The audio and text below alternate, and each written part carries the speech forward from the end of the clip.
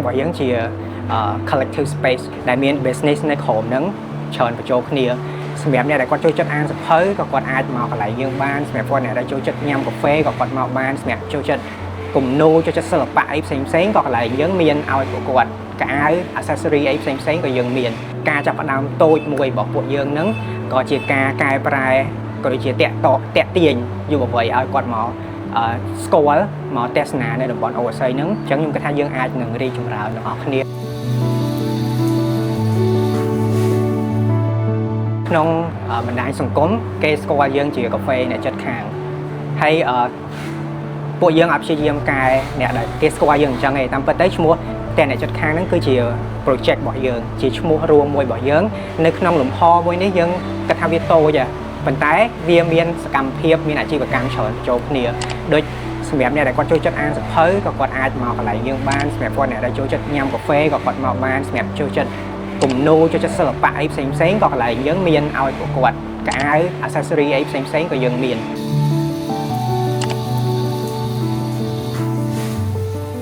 យើងលក់ជាសភៅអង់គ្លេសហើយ concept របស់យើងហ្នឹងក៏នេះដែរក៏ប្លែកពីការលក់ធម្មតាដូចសភៅរបស់យើងខ្ចប់អញ្ចឹងទៅដូចយើងមានពាក្យស្លោកមួយថាកុំវាយតម្លៃមនុស្សតែសម្បកក្រៅអញ្ចឹងសភៅហ្នឹង concept គឺអញ្ចឹងដែរអញ្ចឹងបើយើងចូលចិត្តសាច់រឿងដែលយើងមានសរសេរលើហ្នឹងយើងអាចទិញសភៅហ្នឹងបានហើយដូច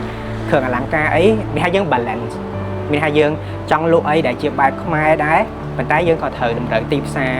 ដែលតម្រូវការរបស់យុវវ័យរបស់យើងដែរសម្រាប់ការ decor យើងដូចឧទាហរណ៍ប្រកាន់ដៃចម្រឹងបវិចអីហ្នឹងយើងអត់បានផ្លាស់ប្ដូរឲ្យមានថាជារបស់នៅក្នុងផ្ទះនឹងស្រាប់ប៉ុន្តែយើងក៏ព្យាយាមរចនាអីដែលឲ្យវាតាក់ទាញលើសពីនឹងហើយយើងព្យាយាមធ្វើដោយខ្លួនឯងដូច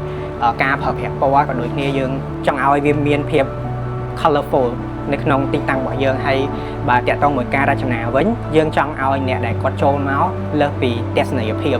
លើសពីការមើលឃើញរបស់គាត់យើងចង់ឲ្យគាត់មានអារម្មណ៍ដូចជាផ្ទះរបស់គាត់ចឹងហើយបើយើងកលេចទៅមើលខាងក្រៅយើងឃើញសំណង់អគារចាស់នៅក្នុងទីតាំងឃើញសកម្មភាពដែលប្រជាពលរដ្ឋអ្នកភូមិគាត់រស់នៅតំបន់ហ្នឹងធ្វើសកម្មភាពការរកស៊ីប្រកបអាជីវកម្មរបស់គាត់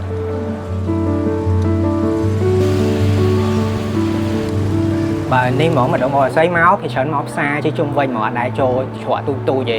ដល់ពេលបានមក survey មកមើលអីចឹងទៅមិនដឹងថាប្លែកបើយើងក៏លេចមើលទីតាំងរបស់យើងនេះខ្ញុំគិតថានៅតំបន់ជាពិសេសនៅប្លុកនេះតែម្ដងខ្ញុំគិតថាជាទស្សនីយភាពមួយដែលប្លែកខ្ញុំគិតថាអ្នកដែលគាត់រស់នៅភ្នំពេញផ្ទាល់នៅផ្នែកផ្សេងនៃទីក្រុងរបស់យើងគាត់អត់គិតថាគាត់នឹងឃើញរូបភាពទស្សនីយភាពអញ្ចឹងនៅក្នុងទីក្រុងរបស់យើងឯងមានថាសកម្មភាពសហគមន៍ការប្រតិបត្តិតាក់ទងគ្នារវាងអ្នកជិតខាងអ្នករស់នៅក្នុងតំបន់ហ្នឹងមានភាពស្និទ្ធស្នាលហើយពួកយើងក៏គិតដែរថាការចាប់ផ្ដើមតូចមួយរបស់ពួកយើងហ្នឹងក៏ជាការកែប្រែក៏ដូចជាតាក់ទាញយុវវ័យឲ្យគាត់មកស្គាល់មកទស្សនានៅតំបន់អូស័យហ្នឹងបានច្រើនជាងមុនដែរបង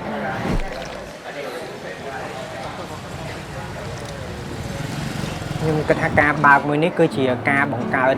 ចរន្តសេដ្ឋកិច្ចបន្ថែមនៅក្នុងទីតាំងយើងផ្ដល់សេវាកម្មផ្ដល់ការលក់ដូរការលក់ភេសជ្ជៈលក់អីបានផ្សេងទៅកាន់ភ្ញៀវនៅកន្លែងយើងមួយទៀតគឺយើងឲ្យគាត់យកមកហូបមកញ៉ាំអញ្ចឹងគាត់ចតម៉ូតូនៅអូស័យគាត់ដើរមកគឺគាត់តែងតែមានកាន់អីយកមកញ៉ាំអញ្ចឹងទៅមិនរីកចម្រើនតែយើងឯងអ្នកលក់ហ្នឹងក៏គាត់បានម៉ួយថ្មីដូចឧទាហរណ៍ពូមីឆានៅក្រោមគាត់ឲ្យតែពេលណាខ្ញុំចុះទៅទិញគាត់ប្រាប់រហូតថាឥឡូវភ្ញៀវច្រើនណាស់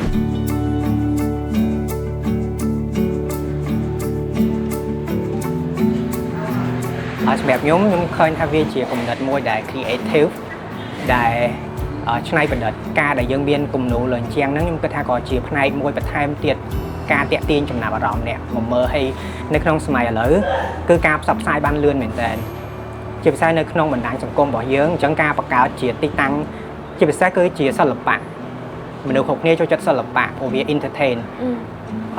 ការមើលរបស់យើងការឲ្យយើងមានអារម្មណ៍សប្បាយរីករាយអញ្ចឹងទៅអញ្ចឹងនៅពេលដែលយើងចូលចិត្តយើងស្រឡាញ់យើងថតរូបយើងចែកចាយខ្ញុំគិតថាការដែលធ្វើអញ្ចឹងវាមិនត្រឹមតែច្នៃប្រឌិតនៅក្នុងទីតាំងឯងគឺជាវិធីសាស្ត្រមួយ ក្នុងការផ្សព្វផ្សាយតំបន់អូស័យឲ្យអ្នកផ្សេងទៀតគេបានឃើញបើយើងគិតទៅលើវិស័យទេសចរបើគេមកមើលខ្មែរខ្ញុំគិតថាគេអត់ចង់មកមើលអាគារខ្ពស់ទេគេចង់មកមើលអីដែលជាអត្តសញ្ញាណនៅក្នុងក្រុងភ្នំពេញរបស់យើងហើយតំបន់ហ្នឹងតំបន់ផ្ទះរស់នៅសហគមន៍នេះនៅជុំវិញផ្សារអូស័យហ្នឹងក៏ជាអត្តសញ្ញាណ